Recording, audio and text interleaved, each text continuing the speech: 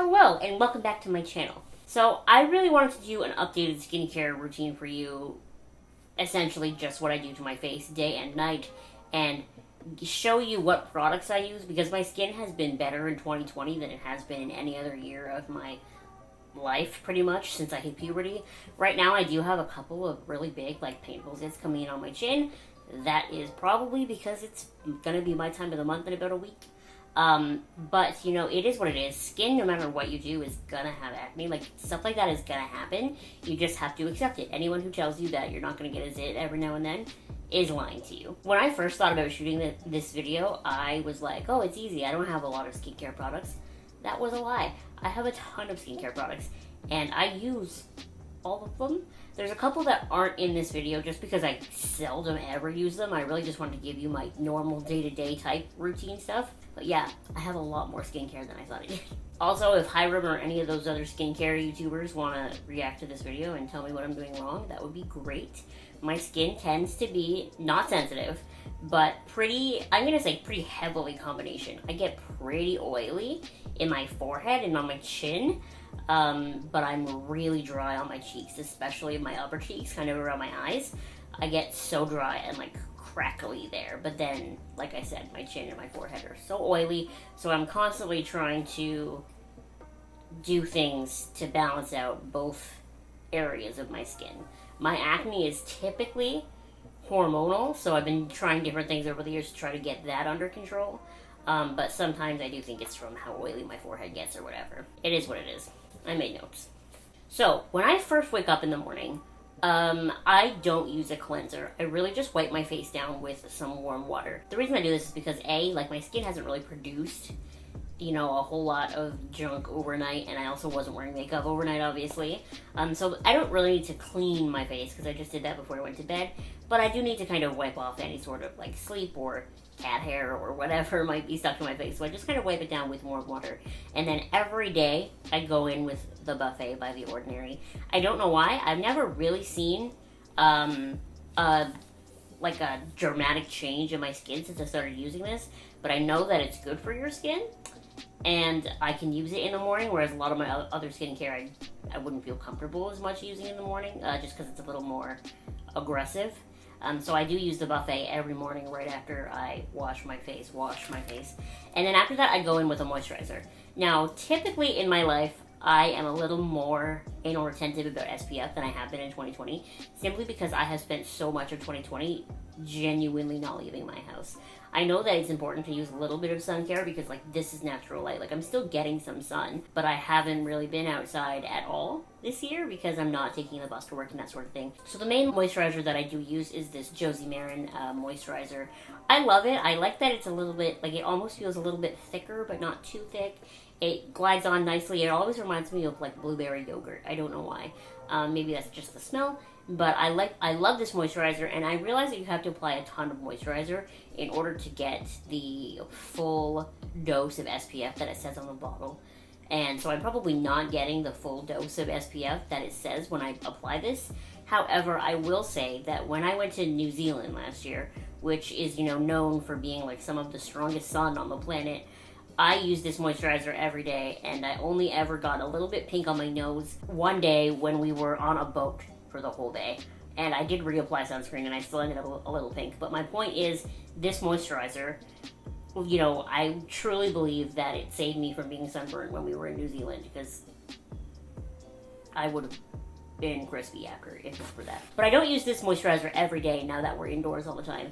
The other moisturizer that I often use is this Pond's one that I have that's for dry skin. Now, I don't love this moisturizer, mainly because it does smell like old lady. But I have it, so I'm going to use it up. And it's a nice, thick moisturizer, and I only use this on days when I wake up and my skin feels absolutely extremely dehydrated. Because I do feel like I can apply a ton of this on my face, and eventually it does soak in, and it does make my skin feel rehydrated, and it does make you feel better. So I don't use this very often, but it is something that I alternate into my morning routine, especially now that I'm working from home, and I don't have to worry about it sort of drying down to apply makeup after. That's definitely a benefit of this. And then the last moisturizer that I often use in the morning is the Body Shop Vitamin E Gel Moisturizer. This one is for days when I do feel a little bit oilier because it is a gel moisturizer and I feel like it soaks in really fast. Let me know if you have used this moisturizer because I feel like it smells like hairspray. I don't know if that's just me, but I feel like it smells like hairspray. And I do like this moisturizer, but it's not as hydrating. So really the main moisturizer that I use in the morning is the Josie Maran one, but I swap the other two in sort of as needed. Now at the end of the day, let's assume that I've been wearing makeup all day. I have not a lot in 2020, but let's just assume. So I use these Dollarama makeup wipes to take off sort of my base layer of makeup.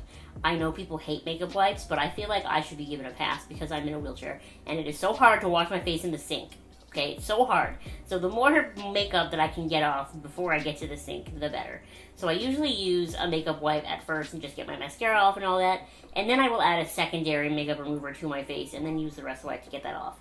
So the other makeup removers that I do use are the Garnier, I think it's the sensitive skin one, the one with the pink lid, the micellar water. I often use that just to sort of rehydrate the makeup wipe if it is sort of dry. That really helps get off a lot of foundation, that sort of thing. And if I'm wearing more stubborn makeup that day, like say a waterproof mascara or a liquid lipstick or something, then I go in with my Sephora cleansing oil and balm. This really helps break down anything that might be a little more waterproof, a little more stubborn. That's what I love about it. I'm really running out. I've had this tub almost empty for like ever, but I'm still using it and that's all that matters. I have raved about the oil and balm on my channel in the past, and this is me raving about it again because I still use it, and I know other brands make similar products. Like I know Clinique has one that's really popular and that sort of thing, but I mean if you can get basically the same thing for way cheaper from Sephora collection, why not? So then after I've taken like 98% of my makeup off, then I go in and I wash my face. I'm a showerer at nighter because I'm in a wheelchair and someone has to help me get into the shower. So if I'm showering, I will wash my face in the shower, and my in the shower face wash is the Clean and Clear Continuous Control Acne Cleanser. I know that Clean and Clear is like not always the best brand, but I mean it is just a cleanser. It's just to kind of help clean my face. And this was inexpensive, and that's why it lives in my shower. It's the one that I use there. And then if I'm not in the shower and I'm just washing my face at night, I use this Boscia Clear Complexion Cleanser. I have had this bottle of cleanser forever, for probably years. I don't know what's up with it. I don't know why it's bottomless. I've been wanting to try new cleansers, but like, why would I buy a new cleanser when I still have a cleanser? So when it runs out, I'll probably try something new. But this cleanser is never ending, so that's why I still use it. I like it. I've never had an adverse reaction to it. It's fine, but it's just a cleanser, and I would love to try a new one, but it's wasteful not to just finish this one first. So that's what I use to wash my face. Now, I have an astringent type product that I use, and I know I've been watching a lot of Skincare by Hiram's videos lately, and I know he would kill me for this, but sometimes I just feel like, I don't know, some days your skin just feels clogged even after you've cleansed your face, and you just really need to get in there and get stuff out. So I also use the Clean and Clear Advantage Blackhead Clearing Astringent, and I just put it on a little cotton pad to try to get some of that extra gunk out when I need it. Now, I don't use that one very often, though, because what I use instead as my sort of toner step, if you will, is this Tarte Knockout Tingling Treatment. I need to tell you about this product because this product is intense. So I feel like typically skincare people say things that make your face red or they hurt your face is probably not good for your skin. And that makes sense to me.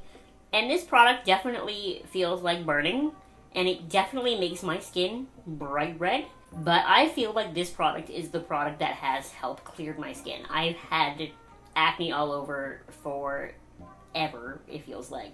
And ever since I started using this, I feel like it's truly really helped clean out my skin. And right now I'm on my second bottle of it. That's how much I loved it. I paid $51 for this product twice, and it's been doing such a really great job of keeping my skin clear. So, I mean, do with that information what you will. I will have a dedicated review video on that product in a couple of weeks. My instincts tell me like, oh, my face is red and it tingles and I feel like this isn't good, but then it works, so that's why I like it and I use that. most nights. I kind of stopped using it for a while and started using it like every other night instead of every night. And then I felt like my skin, I don't know, my skin just liked it better using it every night. So do with that what you will. Okay, and then after toner step, I have a long list of things that I use as a sort of moisturizing step. So we're just going to go through all of them. Know that I never use 2 of these in one night. It's always 1 of these instead of all of them. You know what I mean? So some nights, if I haven't used that Tarte toner, what I will go in with is the ordinary Retinol 1% in Squalene. Squalene? I don't know. So I use this largely because I am 26 years old, but I have always been kind of wrinkly. So I started using retinols when I turned 20, and I'm still using it, and this is just kind of the one that I use now. In an attempt to help combat some of those wrinkles. This particular product from The Ordinary, I like it because it is sort of oilier. And so I do typically use this one on nights where after I wash my face, my skin feels really dry. I will put this on because I really do feel like it soaks in and helps also rehydrate my skin at the same time, which kind of doesn't make sense for me because I don't think that's what retinols do, but whatever. I'm just telling you the effect that it has on me, and that's that. I feel like it helps my skin when it's drier, and it's a retinol, so it's helping fight wrinkles. So again, that is the ordinary Retinol 1% in Squalene, but I don't ever use that in conjunction with the Tarte toner because I just feel like those are probably both too intense for my skin. Now, if I'm not using that retinol, what I will use instead is the Ordinary's 100% cold-pressed rosehip seed oil. I love that. I am basically out of it. I practically bathe in this stuff. It goes all over my face, it goes all over my arms. I love rosehip seed oil. My skin just seems to love it, and my skin always feels like plumper and more hydrated after I use it. So 10 out of 10 would recommend. Another sort of overnight oil that I do use is the Body Shop Vitamin E Overnight Serum and Oil. I had talked about this on my channel before. I really like it. The girl at the Body Shop told me once that it helped fade some of her acne scars on her face, and that's why I started buying it. But honestly, even if that's not true, even if she told me some absolute baloney that day, I still like it. I feel like it doesn't do as good of a job hydrating my skin as the rosehip seed oil does, but I do feel like it does a good job hydrating my skin. It feels nice. It helps keep my skin sort of nicer feeling until the next morning. I don't know. I like it. And then I have 2 sort of face, more like an actual genuine moisturizer that I would use for overnight. So one of them is, of course, the Body Shop Hemp Face Protector or whatever that's called. I love that product. I have always loved that product. I've had probably a gajillion tubs of it at this point. It's just such a good, thick face moisturizer that doesn't really do anything else other than hydrate your face. And sometimes that's what you need, especially after I've used that Tarte toner. Like, I just feel like I need this hemp thing to calm down my otherwise irritated skin. I will continue to use this moisturizer for ever until the Body Shop discontinues it, which I hope they never ever do. And then the other moisturizer that I use for night is the Glow Recipe Avocado Melt Retinol Sleeping Mask. I will be honest with you, I feel like this moisturizer, it's a nice moisturizer, but was it worth the price? I don't think so. I'm not totally sold on the price. It's nice, it feels cooling and it feels expensive and all of that, but I just don't know, I'm not convinced, especially when I compare it to my Body Shop Hemp moisturizer. I feel like it's nice, but it's so expensive and I don't think I would buy it again, to be honest with you. But I have it. A little bit goes a long way, so I'm going to have this tub of it for a long time. And I don't not like it. It's just expensive and I don't think I'd pay it again. So I'm going to keep using it until it's out.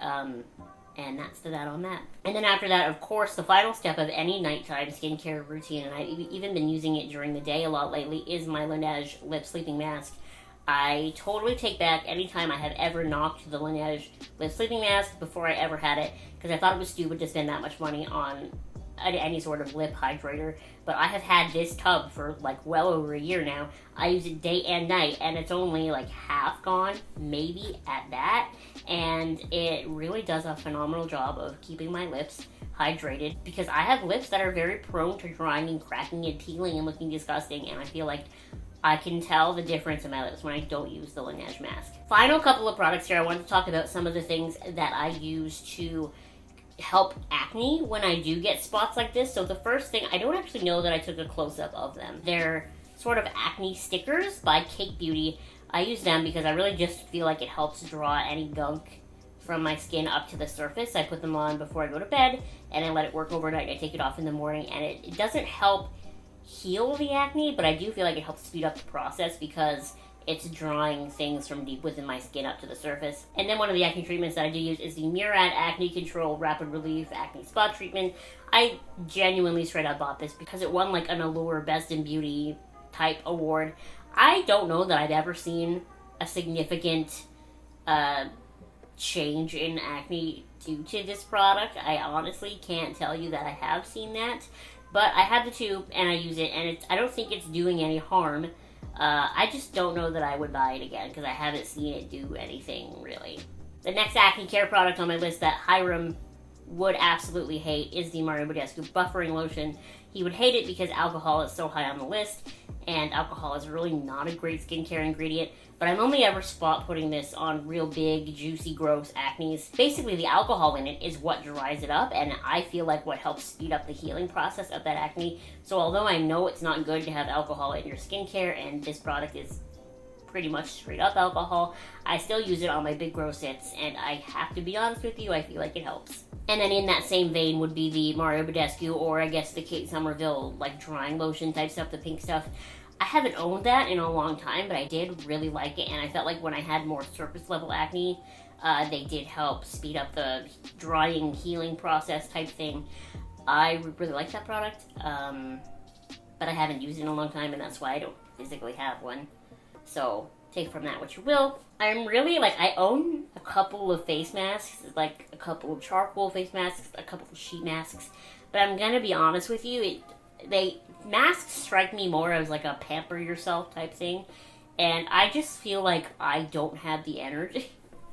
I just don't have the energy to use face masks. I used to use them all the time, and I guess I will still occasionally use a more charcoal-y mask when my forehead feels really clogged and gross and I can see little bumps and that sort of thing. But I really don't use face masks very often anymore. I used to use them all the time, but I just kind of got lazy as I got older. I used to also be really big into eye creams. I haven't really used an eye cream in a long time. I think that's mainly just because I've upgraded to a little bit nicer moisturizers, so I just kind of bring them up to around my eyes a little more than I used to, and they do a fantastic job of hydrating, especially some of my overnight oils do a really great job of hydrating sort of this area up here where I do get really dry, so that's nice. And then I think that's it. I think that's it for my skincare routine this year. So far, I've been doing all of this since probably April-ish, and then, Sephora had their sale and I bought some of this stuff, and it's been every day since then. So I hope you enjoyed this look into my skincare routine and what I do every day to do my best for my skin. Make sure you give this video a thumbs up and you subscribe to my channel if you have not subscribed already. Also, don't forget to leave a comment in the comment section, obviously, below, especially if you know anything about skincare. I am 100% open to constructive criticism and suggestions, because I will try anything for my skin at any point, because why not, right? Especially if you tell me that it's helped your acne, I will definitely try it, because I said at the beginning of this video, acne is normal. You shouldn't be ashamed of your acne, of course. Every human gets acne, but it doesn't mean it's fun to have, especially when they're deeper and they hurt. No one wants it. Anyway, again, thank you so much for watching this video, and I will see you next time. Bye!